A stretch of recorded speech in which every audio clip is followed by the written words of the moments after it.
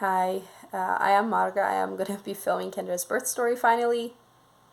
And yeah, so with Kendra, we lived 3.5 hours away from where we currently live, where we have lived most of our lives, and our midwife. So we knew the place that we were at does have very, very poor quality attendance. The place that we lived at, and the town was still like 30 minutes away from where we lived. So from where we lived till here, it was about 4-ish hours, 3.5, 4 hours. And they could not do a C-section if we would need one. And they did not have, well, there was one doctor, but he was rarely around. He did have an ultrasound machine and he used it, but I think like only on certain days.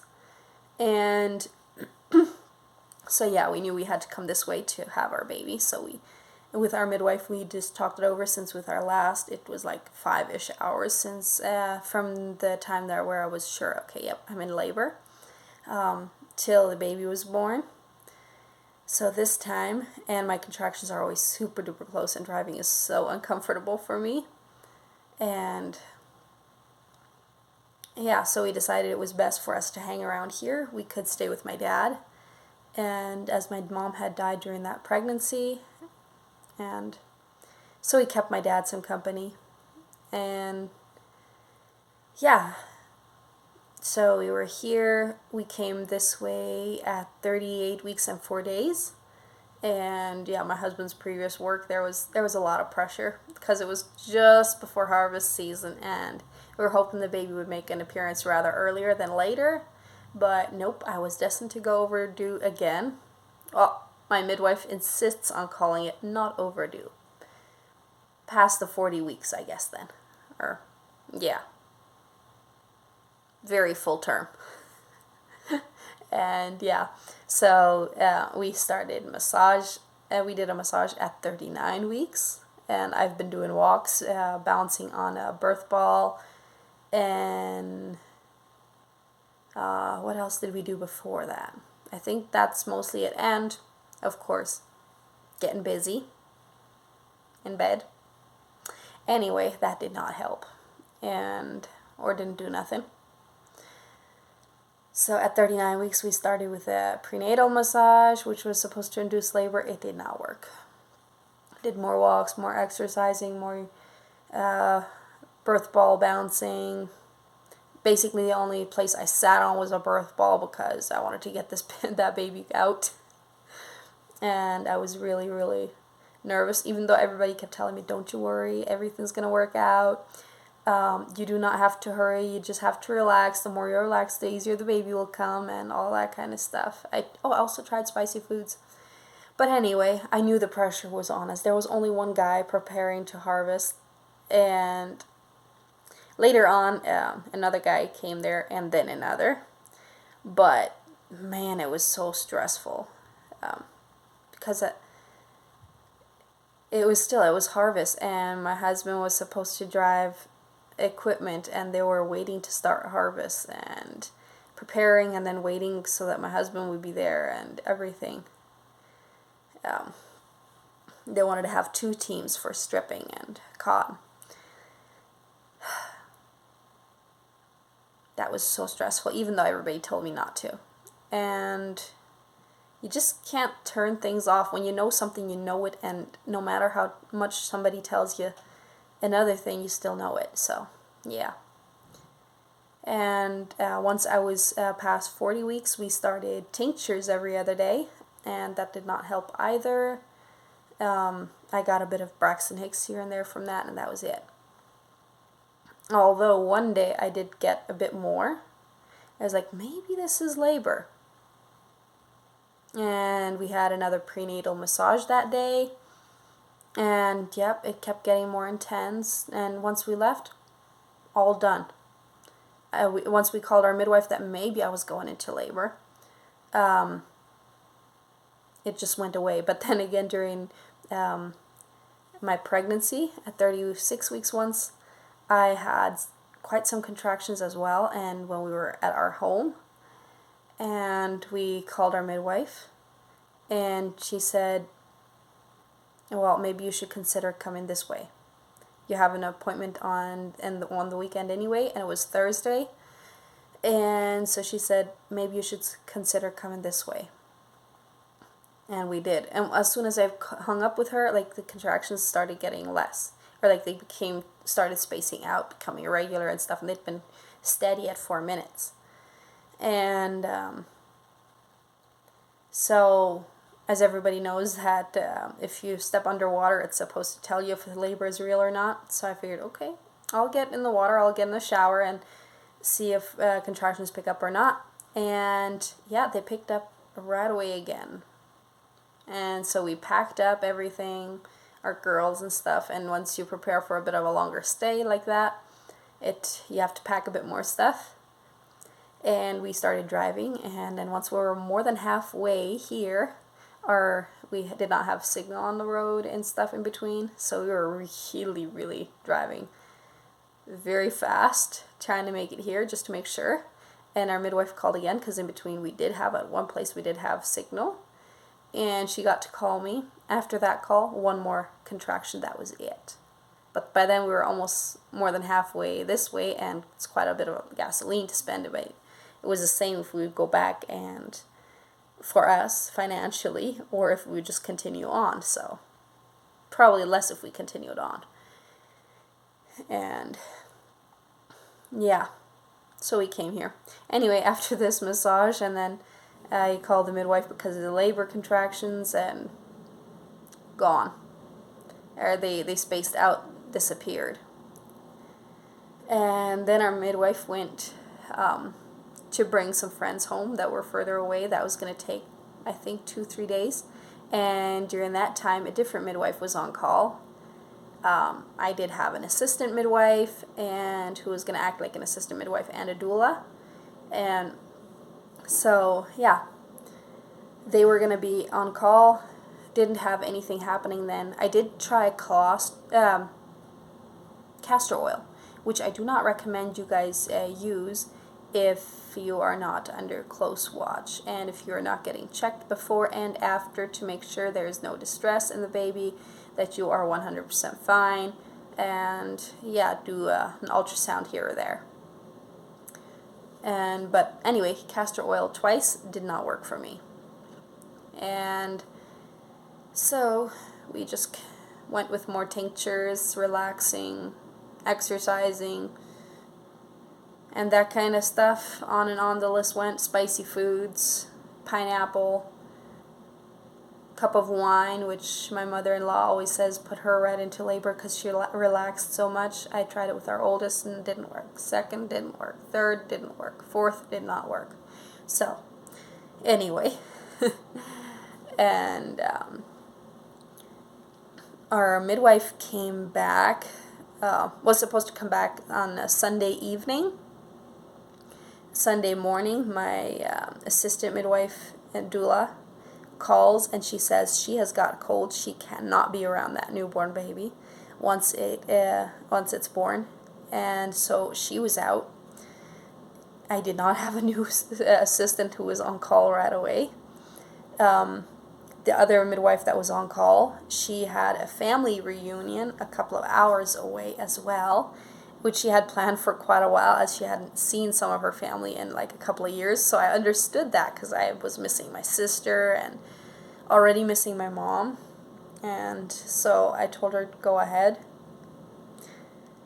And so for a few hours there, I was 100% without care if I did go into labor. But thankfully, there were other midwives. I would have called my midwife, and she would have said, okay, you're just getting someone you do not know. We're just going to get somebody who has the time that day, is around that day. But yeah, the best were out of the picture. They did not have as long training. So, yeah. At that point, I'm like, okay, I'm hoping I don't go into labor before the midwife comes back. And then at about 4 or 5-ish, my midwife calls me and says, okay, I am back. I'm going to go lay down in case you go into labor, so that I have a head start on rest, because she had been in a long drive, like 8-hour drive she had been gone through. So anyway, she needed a rest. So she was going to go and lay down, try to get some sleep in. So and then I was more relaxed again. Okay, my midwife's back now. I'm back on track. I don't have an assistant midwife right now, but at least I have my midwife, who is, by the way, an elderly lady who does need assistance when it comes to a birth. She would not attend a birth alone anymore, and because she knows her limits. And so yeah, we went for a walk. We tried exercise again. I tried squats. And do not try too many squats at a time. Only try one or like 5 at a time, and then do something in between, because if not, you're going to get your knees wagged out. They're like just like, wagged's not really a word, but they get really, really stressed out your knees. So don't do more than that. I tried some other things to help position the baby, and for example, there is this one thing our midwife showed us where you take a thin bed sheet or a thin blanket, a scarf, something, tie a knot in there, put it over a door, close that door, and then if the knot is on this side, if the door closes to this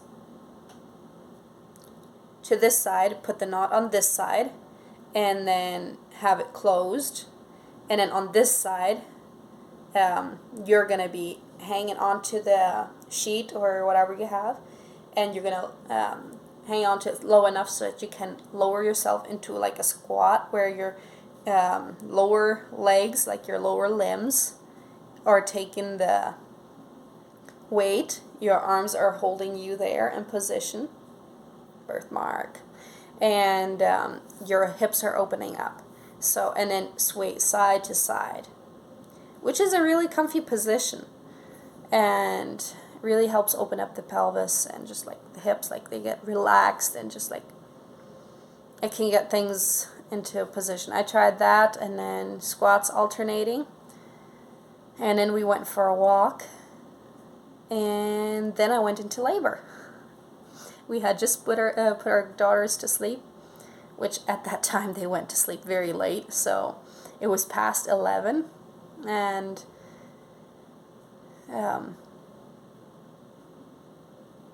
yeah, at about 12 I was in labor, and then we called the midwife, and then she's like, okay, you want me to meet you at the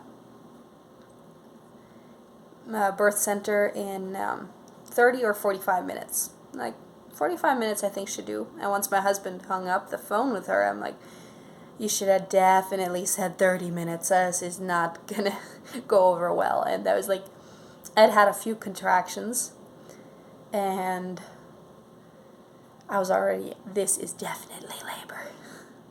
I did not like the drive there, and by the time we were there, we made it there a bit earlier than she did. We were waiting there for her for a bit. So she came there, and we got inside. She checked me. Oh, also, one thing I should have mentioned before this, everybody, centimeters don't mean squat. Once you're not in labor, like, you could be 1 centimeter, you could be 2 centimeters, you could be 3 centimeters, or you could be 4 centimeters like me for a week.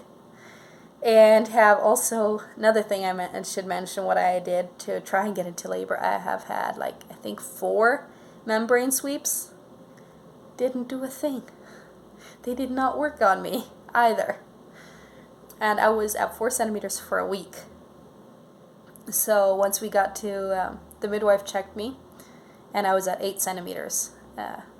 And she was so trying to call somebody. I was on my knees. My husband was sitting on the sofa, and I was leaning into him, and just trying to just get through the contractions, relax, let the contractions do their thing, and not, I'm saying trying to relax. It still was very, very painful. My contractions were one on top of another, because I was like, literally had a contraction, I was like, and then another. God, it was just, it was a lot. I had, even though I did not have a long time of contractions, I had them one on top of another, like really, really, really. Yeah. So my midwife was trying to call people and she couldn't get the phone to go through, some she couldn't. They must have been, I guess, asleep, and or maybe they turned their phone on vibration mode that they didn't notice. Who knows? Anyway, finally she got a midwife who was about 15 minutes away. 15-20 minutes. Anyway, she drove really fast later on. So anyway, she was almost out of gasoline. She wasn't even entirely sure because she couldn't fill up. So she was like, okay, I really hope I make it there. And then on the way back, I really hope I just make it to a gas station. So, or somebody can go get me gasoline and bring it to my vehicle, because yeah, she could not fill in gasoline. And so yeah, and then finally an assistant made it there, and then at 2:05 Kendra was born. Yeah, so by that time I was pushing and pushing and pushing, and my water usually breaks at around the time that the baby is going to be born, when it's closer to after having pushed for a while, my water usually breaks. So yeah, that was Kendra's birth story. And so for pushing, I finally, since I felt like I was going to tear, I switched from that position to being on my back, leaning against my husband on the floor. So yeah, and we had a little girl, Kendra. And after the birth, I did have excessive bleeding, which we tried multiple things for. I don't know if they tried herbs, but we did try. They say if you cut off a piece of placenta, put it inside of your mouth, and chew on it. Gross, I know, but that it's supposed to stop the bleeding, and it did not do it for me. And by the way, if you're wondering how it was to chew on that stuff, it was like once you have a gum that you've been chewing too long, and it goes all like soft and squishy, weird. Not the ones that go hard, the ones that go soft once you've been chewing them too long.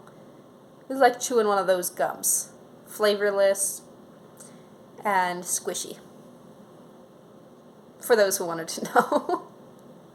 Anyway, so we tried Pitocin. We did 2 shots of that, and that first shot did not do enough, so we had to do another one. And I hate needles, but well, we had to get that done. And that is how Kendra was born. Plus, so she was born at 2:05 a.m. and then we took a really nice nap. We're so rested, and at 8 o'clock we went home, and we were just going inside my father's house, and our girl started, the first one was starting to make noise, like she was waking up, like when they make kind of sounds. She was doing that, and we walked in and had a baby. She was so disappointed that she hadn't gotten to go with. The entire pregnancy, she was like, once that baby is born, I want to be there. I want to be there. But she had just turned 4, and I didn't feel comfortable with, plus I didn't think she would be able to handle it, so she didn't get to. But she has remembered that for a long, long time. She wanted to be there when Kendra was born, and she didn't get to. She was so, so, so disappointed. But she was happy to have a little baby sister, and we had 3 baby girls that time, 4 and under, which was awesome. And healing was pretty fast, especially considering that I had excessive bleeding. Although my midwife has later on told me she has had patients that have almost no bleeding and they feel terrible, and the next ones who bleed extremely, they feel great very fast afterwards. And some, like, usually it would be more like those who bleed less feel less terrible, those who bleed more feel worse. But for me, I was pretty early. I was back on my feet. We went back to where we lived. And at a week old, I was taking care of my 3 kids myself. There, that was a nasty fly. A few leftovers. They'll be dead for winter. And so, yeah, I was taking care of my kids, who Two of them, the oldest two, I still had to help them get onto the potty. Rachel could sometimes make it onto the potty herself, or like onto the toilet. We did not have room for a potty in a fifth wheel, so we did not have a potty in the fifth wheel. And so I had to put her on the toilet and help her all the time, and do laundry myself, do dishes myself and stuff. So, yeah, a week after, and of course my house looked like a mess for a long time, but I was doing everything myself. My husband was working 14 to 16 hours a day, barely ever made it home. My kids were still sleeping when he left, and they were already asleep, even though they went to sleep late. They were already asleep by the time he made it home. So, and that was harvest took 3 months, so yeah. But I was back on my feet and doing pretty good very fast after. I was surprised how well I was doing, considering everything I went through. Yeah, because I lost quite a bit of blood, quite a bit more than was expected. So yeah, I was doing good. I did not need a blood transfusion or anything, not that bad. I did not need to be transferred to the hospital because they were able to stop it, and I said I would prefer not to. So yeah. Anyway, that was Kendra's birth story.